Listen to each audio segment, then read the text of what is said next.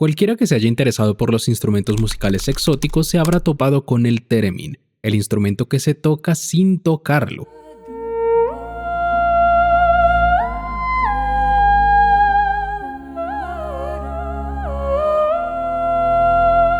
Y si aún no lo conocen, tiene dos antenas, y acercando o alejando las manos a cada una de ellas, se controla tanto el tono como el volumen. Sin embargo, el circuito de un theremin profesional suele ser grande y complejo, así que decidí hacer uno mucho más sencillo pero funcional, tomando como guía uno existente en internet, además de llevar muy pocos componentes y funcionar de maravilla para lo simple que es. Esta es la PCB del proyecto que fabriqué con JLC PCB. Y si quieren fabricar las suyas con acabados como las que tienen las mías, el proceso que deben seguir es el siguiente. Entran al link que se encuentra en la descripción del video, que los llevará a la página de JLC PCB. Y si se registran desde ese link, obtendrán cupones de descuento. Una vez hecho, deberán dar clic en Instant Quote para iniciar el entorno de pedido. Ahora cargan el archivo Gerber de su proyecto a la página, y en mi caso lo arrastro directamente. De esta forma, la página analizará el archivo para conocer los aspectos principales de la placa, como el número de capas y las dimensiones. Lo más importante es seleccionar la cantidad de placas deseadas. Yo seleccionaré 5. El grosor de las placas, yo seleccionaré 1.6 milímetros y el color de las placas, yo seleccionaré blanco.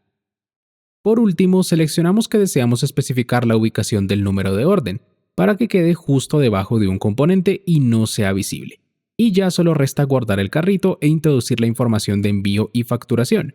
Sin embargo, si desean un tutorial mucho más extenso y dedicado a este tema, en las tarjetas les dejo uno que ya hice con anterioridad. Gracias JLC PCB por patrocinar este video. Antes de seguir con el proyecto, primero entendamos cómo funciona un theremin y el porqué de mi necesidad de crear uno bastante simple. Empezamos con dos osciladores cuya frecuencia se encuentra en el orden de decenas o centenas de kilohertz, ya que es importante que dicha frecuencia esté fuera del rango audible. Y esta se controla con varios elementos, entre ellos un capacitor. El capacitor del primer oscilador es fijo, por lo que la frecuencia de dicho oscilador también lo es, mientras que la del segundo oscilador se compone de un capacitor fijo y de un capacitor variable.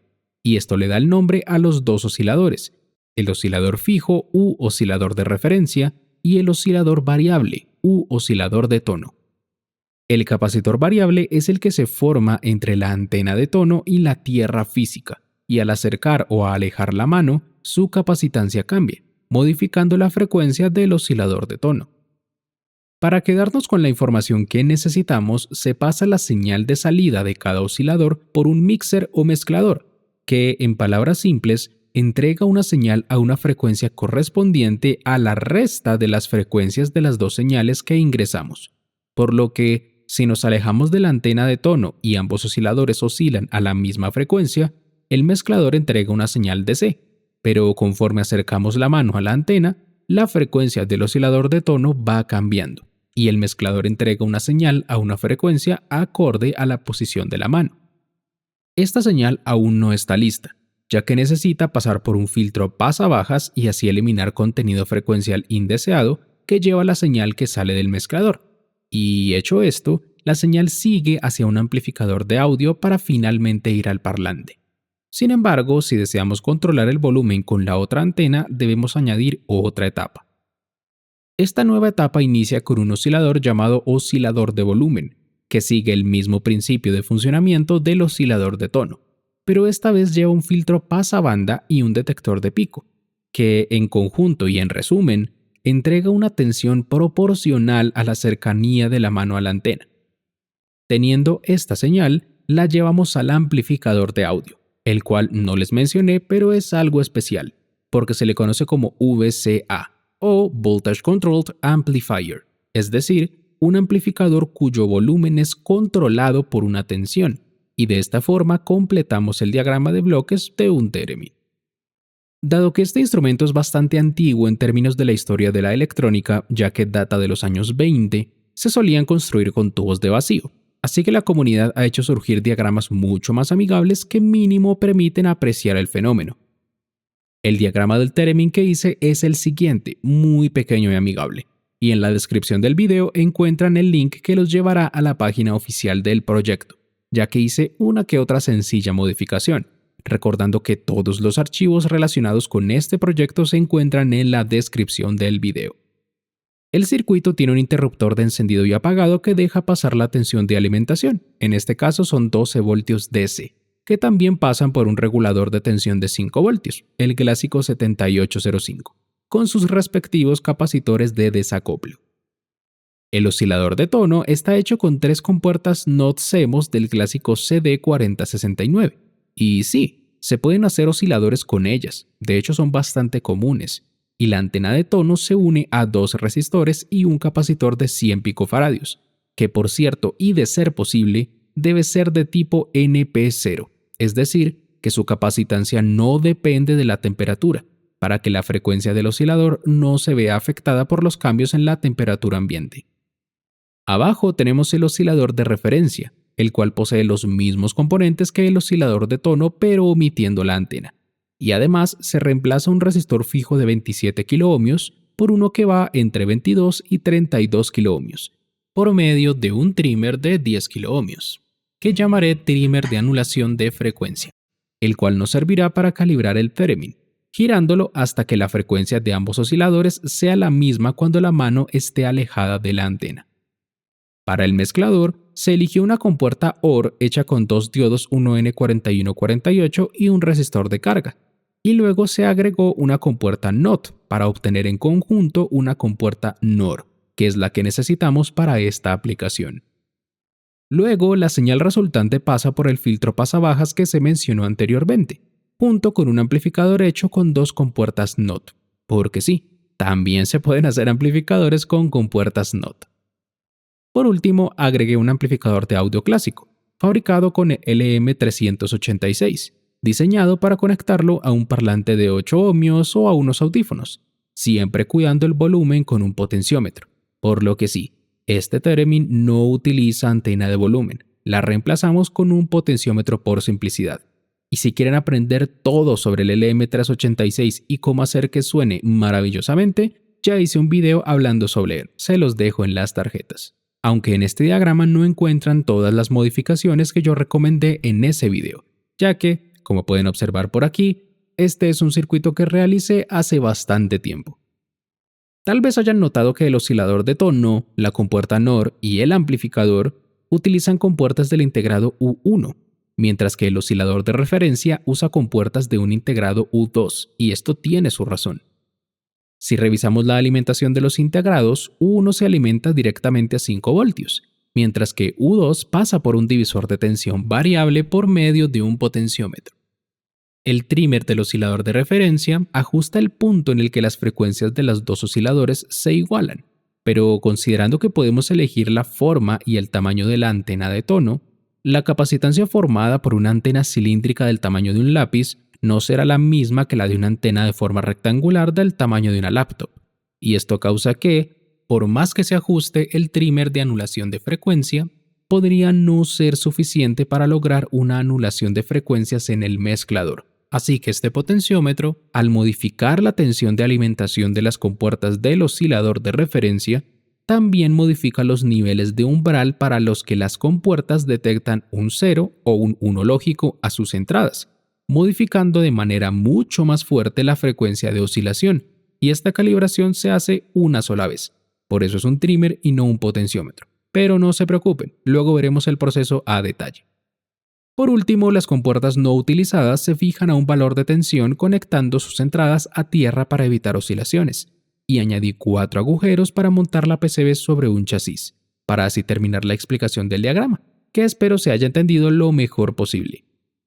Aquí regresamos con la PCB, y podemos observar componentes por la capa superior, y por la capa inferior una serie de etiquetas que nos indican qué debemos conectar en cada sitio, y un número 1 que indica el pin número 1 del potenciómetro o del trimmer que ahí se conecta, para que el sentido de giro de esos componentes tenga sentido lógico, es decir, para evitar cosas como subir el volumen del amplificador girando el potenciómetro de volumen a la izquierda.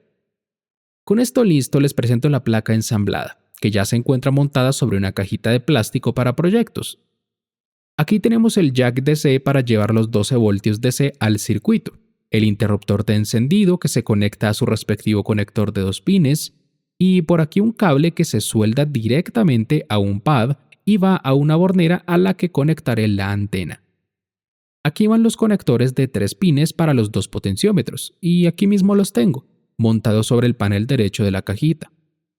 Por último, el conector de 2 pines que se conecta a un cable que va soldado a un conector de presión para el parlante, aunque podría ir un jack de 3.5 milímetros o de 1/4 de pulgada para llevarlo a unos audífonos o interfaz de audio. Y el resto son componentes varios, es decir, resistores, capacitores, diodos, etc. Resaltando que los circuitos integrados van montados sobre bases para integrado, y que el 7805 que utilicé fue un OSMD bastante grande que tenía por ahí sin rumbo y decidí adaptarlo para darle un uso. Conectado todo en la cajita, ahora procedemos a conectar la antena, que según el autor del proyecto original y como dice en mi diagrama, debería ser una placa de metal de unos 20 por 13 centímetros, aunque ustedes pueden variar entre diferentes formas y tamaños. Para iniciar el proceso de calibración y en general para utilizar el Theremin, es extremadamente importante que conecten la tierra del circuito con la tierra física de su casa. La variación de capacitancia ambiental va naturalmente referenciada con la tierra física, pero también la necesitamos referenciada contra la tierra del circuito, o si no el circuito no va a poder detectarla. Y esto lo hacemos con un simple cable, que podemos unir entre la tierra física y el disipador del 7805, o el negativo del parlante, o el negativo del conector de alimentación, en fin. No importa tanto de dónde, lo importante es hacerlo, porque de lo contrario el circuito no funcionará, o lo hará pero muy mal, emitiendo chirridos y cosas raras, todo menos un sonido adecuado. Ahora sí, empecemos con la calibración.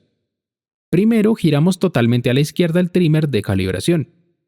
Segundo, posicionamos el potenciómetro de anulación de frecuencia a la mitad de giro. El tercer paso de la calibración lo voy a hacer directamente sobre la marcha. Vamos a conectar la antena, la vamos a posicionar lo más lejos que podamos del circuito.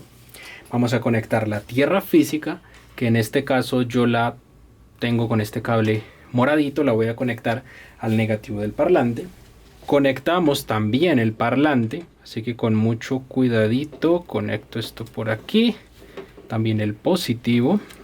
Conectamos ahora la fuente de 12 voltios, encendemos el circuito y probablemente estén escuchando un chirrido. Por eso debemos ajustar el volumen hasta un nivel en el que podamos escucharlo pero que no sea tan molesto. Y ahora vamos a girar el trimmer de calibración hacia la derecha hasta que este pitido desaparezca.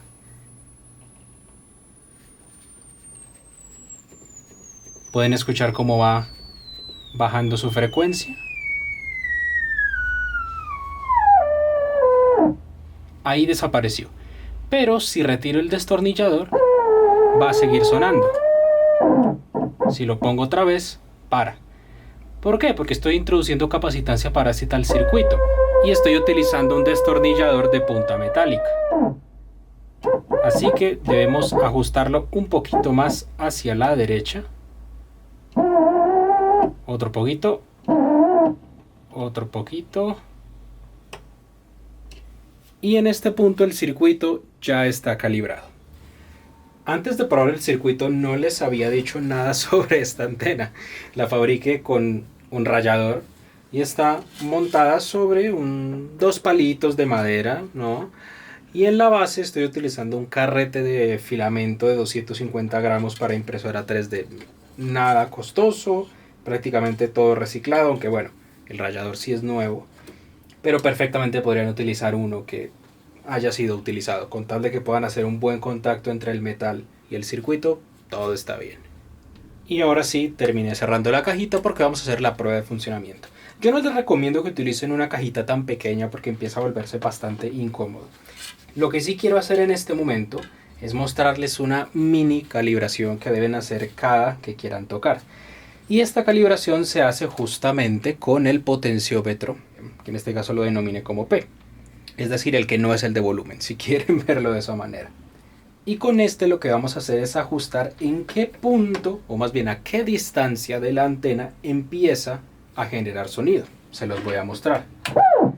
Enciendo el circuito y a esta distancia, a ver, ahí empieza a generar sonido. Pero si lo muevo más a la izquierda, empieza a generarlo recién aquí y lo hace muy bajito. Voy a subir el volumen. Bien.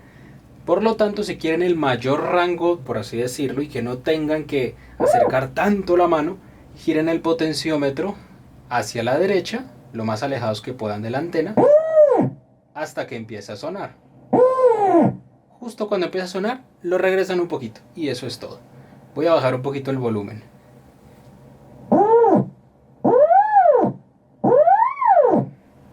A ver, vamos a intentar tocar algo. Yo, como entenderán, no sé tocarlo, pero vamos a tener que improvisar.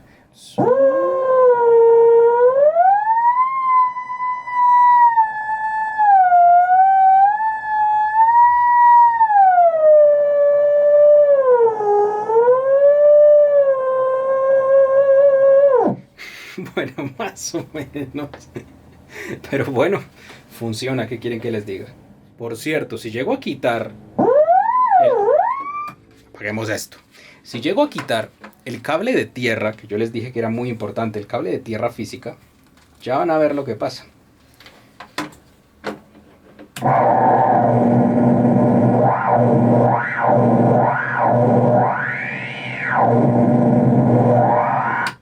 ¿Ustedes quieren un Theremin así? Yo no, por lo menos. Así que regresemos el cable a su hogar. Prefiero que suene así.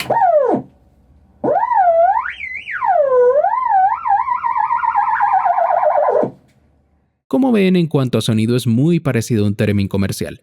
Y si les interesa este tipo de instrumentos y veo mucho apoyo en los comentarios, podríamos hacer uno más grande, que tenga su propio pedestal y las dos antenas.